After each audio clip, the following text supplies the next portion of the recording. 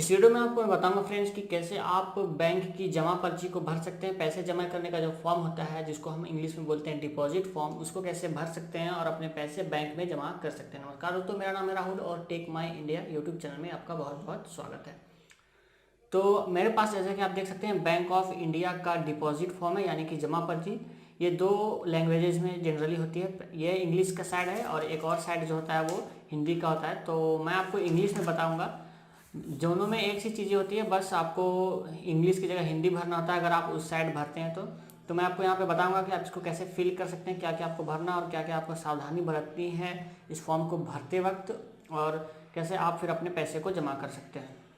सबसे पहले इसको समझते हैं कि ये जो है ये दो पार्ट में बटा हुआ है। एक ये पार्ट जो है इस साइड का, इसको बोलते हैं कंज्यूमर कॉपी, जो आपको मिलेगी पैसे जमा होने के बाद, और ये है बैंक का कॉपी जो बैंक रखेगा। ये जो पार्ट है ये वो बैंक रखेगा आप जब पैसे जमा कर लीजिएगा तो दोनों में जब मुहर लग जाती है, पैसे जमा हो जाते हैं, तो ये पार्ट आप रख लेते हैं और ये जो पार्ट है वो आप बैंक आपका रख लेता है।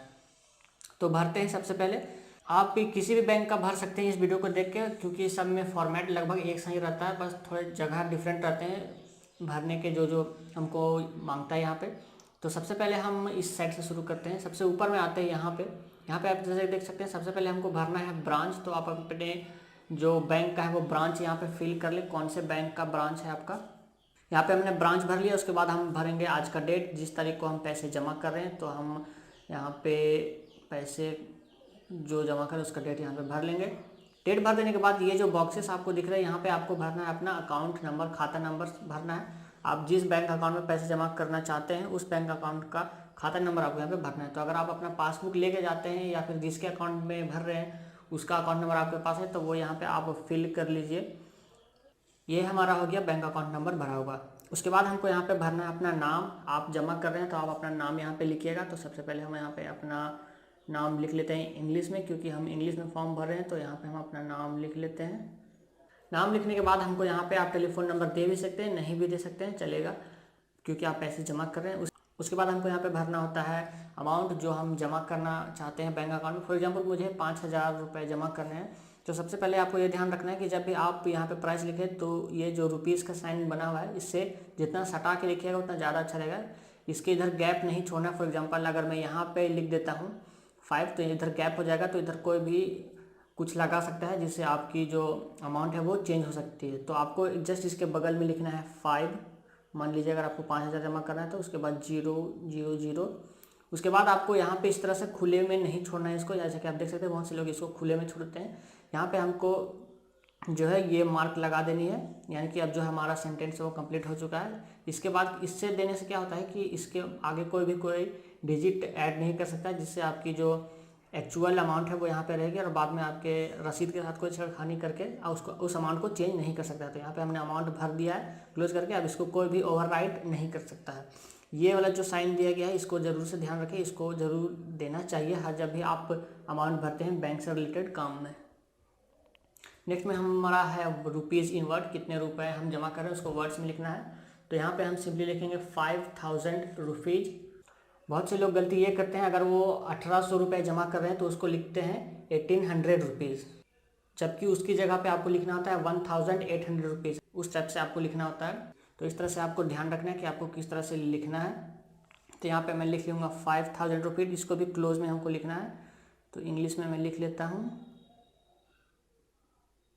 5,000 रुपीज़। लिख देने के बाद फिर से आपको ये वाला साइन देना है। तो यहाँ पे आप फिर से ऐसे खींच के ये लाइन खींच दें, ताकि जो हमारा सेंटेंस है वो अब हमारा कंप्लीट हो चुका है। नेक्स्ट में हमारा ये सेक्शन आता है, अगर आप पैसे चेक के द्वारा जमा कर रहे हैं तो आपको यहाँ पे चेक नंबर लिखना होता है। अगर आप कैश जमा कर रहे हैं तो आपको इस एरिया को छोड़ देना है। सिंपली में आपको यहाँ पे अपना अमाउंट लिखना है। उसके बाद पैसे अगर 0 है तो यहाँ पे 0। उसके बाद नीचे में अगर कुछ अप्लीकेबल है तो लिखे, यानी कि अगर आप चेक नंबर के साथ और भी कुछ लिख रहे हैं तो यहाँ पे लिख सकते हैं, वरना यहाँ पे आपको सीधे लाइन खींच देनी है सीधे से नॉर्मल। उसके बाद यहाँ पे हमको लिख लेना है टोटल। तो ये हमारा हो गया और उसके बाद ये 0 तो ये जो है हमारा कंज्यूमर कॉपी हमारी तरफ पूरी तरह से फिल हो चुका है। नेक्स्ट में आते हैं जो हमारा बैंक रखेगा, जो है बैंक की कॉपी। तो ये जो बैंक की कॉपी है, सबसे पहले आपको यहाँ पे पैन नंबर देना पड़ेगा। अगर आप 50,000 से ज़्यादा का अमाउंट डिपॉजिट कर रहे हैं, जैसा कि यहाँ पे लिखा हुआ है, तो आपको यहाँ पे अपना पैन नंबर देना होगा। अगर उससे कम का है तो आपको देने की ज़रूरत नहीं है। नेक्स्ट में हम आता है कैश डिपॉजिट का विवरण, नोटों की जो संख्या है कितनी है, आपको नोट के डिटेल्स देना है। फॉर एग्जाम्पल अगर मेरे पास अगर 5,000 है, उसमें से 2,000 के नोट है और 2 500 के नोट है, तो सब मिला के 5,000 टोटल होते हैं। तो उसको हम कैसे लिखेंगे, 2,000 के 2 नोट, तो यहाँ पे हम लिखेंगे नंबर्स के नीचे 2, और मेरे पास है 500 के 2 नोट, तो यहाँ पे मैं लिखूँगा 2। उसी तरह से जितना भी आप कैश लेके जा रहे हैं उसको देख ले कि कितने का नोट है, कितने प्राइस का कितने का नोट है। तो यहाँ पे हम जैसे कि देख सकते हैं 2,000 इंटू 2 हो गए हमारे 4,000 रुपीज़ 2,000 से। उसके बाद 500 इंटू 2 यानी कि 1,000 रुपीज़, तो यहाँ पे हमारे 1,000 रुपये हो गए 500 के नोट से। तो ये हम नोट का अपना विवरण दे दिया। पैसे में अगर हम 0 लगा देते हैं, अगर पैसे नहीं है तो। नेक्स्ट में हमारे पास जो नोट हम नहीं लाए हैं उसमें हम सीधा क्रॉस कर देंगे, ये लाइन सीधी सी खींच देंगे ताकि उसमें भी कोई दूसरा कोई इंटरफेयर करके ओवरराइट ना कर सके। तो ये हमारा लिखा हुआ हो चुका है।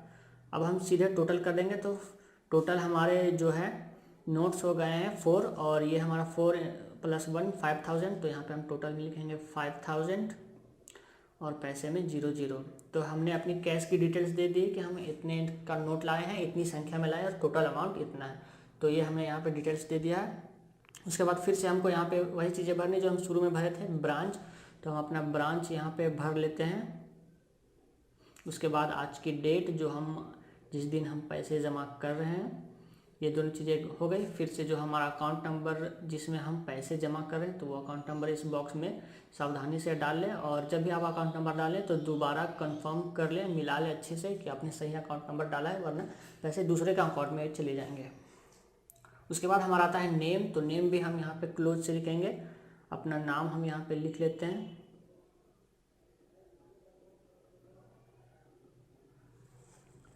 उसके बाद आप टेलीफोन नंबर दे सकते हैं, नहीं भी दे सकते हैं। नेक्स्ट में हमारा था अमाउंट। तो अमाउंट हमको उसी तरह लिखना है, ये रुपीज़ का आइकन है बिल्कुल क्लोज। तो यहाँ पे हम लिखेंगे वो लेटर्स में, तो यहाँ पे हम लिखेंगे नंबर्स में। उसके बाद फिर से वही हमको देना है। तो इस तरह से हमारा जो है अमाउंट कंप्लीट हो गया, सेंटेंस कंप्लीट हो गया है। और ये जो चिन्ह है आपको हमेशा देना है। अगर आप बैंक में कभी भी आप अमाउंट भरते हैं तो ये चीज़ आपको ज़रूर देनी होगी। और उसके बाद रुपीज़ इनवर्ट, तो फिर से हम लिखेंगे 5,000 रुपीज़। और आपको कैसे लिखना है वो मैंने पहले बता चुका हूँ। अगर आप ले जाते हैं 1,800 रुपये तो आपको लिखना है 1,800 रुपीज़, ना कि 1,800 रुपीज़। तो इस तरह से आपको भरना है और भरने वक्त सावधानी बरतनी है। तो हमने रुपीज़ इनवर्ट लिख लिया। उसके बाद ये जो है लाइंस खींच दी है ताकि आगे कोई ओवरराइट नहीं कर सके, यानी कि हमने लगभग पूरा अपना फॉर्म जो है वो कंप्लीट कर लिया है। अब यहाँ पे अगर आप चेक से भर रहे हैं तो वही चीज़ जो आपने यहाँ पे भरी थी, तो वो सेम चीज़ आपको यहाँ पे भर लेनी है। तो यहाँ पे हम वो चीज़ भर लेते हैं। उसके बाद लंबी लाइन खींच लेते हैं जो अप्लीकेबल नहीं है। उसके बाद हम टोटल अमाउंट जोड़ लेते हैं और ये 0। तो यहाँ तक हमारा हो गया है। उसके बाद आपको क्या करना है, यहाँ पे अपना साइन देना है, साइन सिग्नेचर ऑफ डिपॉजिटर। तो यहाँ पे खुद अपना सिग्नेचर कर दे इस जगह पे, तो आप अपना साइन यहाँ पे कर दें। तो ये जो है हमारा डिपॉजिट फॉर्म भर चुका है। जैसे कि आप देख सकते हैं यहाँ पे हमने अलग अलग जो डिटेल्स थी वो भर दी है, और ये हमारा फॉर्म कंप्लीट हो गया। उसके बाद आपको क्या करना है, पैसे ले लेने हैं और जाके काउंटर में इस फॉर्म को उस पैसे के साथ दे देना है और आपके पैसे जमा हो जाएंगे। उसके बाद जो है बैंक में आपका जो कैशियर है वो यहाँ पे एक मुहर देगा और यहाँ पे एक मुहर देगा, और ये कॉपी आपके पास रहेगी, ये कॉपी बैंक के पास रहेगी, आपके बैंक अकाउंट में पैसे जमा हो जाएंगे। तो ये होता है पूरा प्रोसेस बैंक में पैसे जमा करने का डिपॉजिट फॉर्म के जरिए। उम्मीद करता हूँ सीख गएंगे, समझ गएंगे, और ये वीडियो आपके काम की होगी कि कैसे आप बैंक में डिपॉजिट फॉर्म भर सकते हैं, जमा पर्ची भर सकते हैं और पैसे जमा कर सकते हैं। अगर ये वीडियो आपके काम की रही है और आपको अच्छी लगी तो इसे लाइक कर दीजिए, शेयर कर दीजिए अपने दोस्तों के साथ व्हाट्सएप ग्रुप में। और ऐसी वीडियो मिलाते रहता हूँ, तो मेरे चैनल को सब्सक्राइब करके बेल आइकन को क्लिक कर दीजिए ताकि नई वीडियो मिलाऊंगा तो आपको पता चल जाएगा। फिलहाल लेते हैं फ्रेंड्स, मिलता हूँ अगली वीडियो में, तब तक के लिए बाय।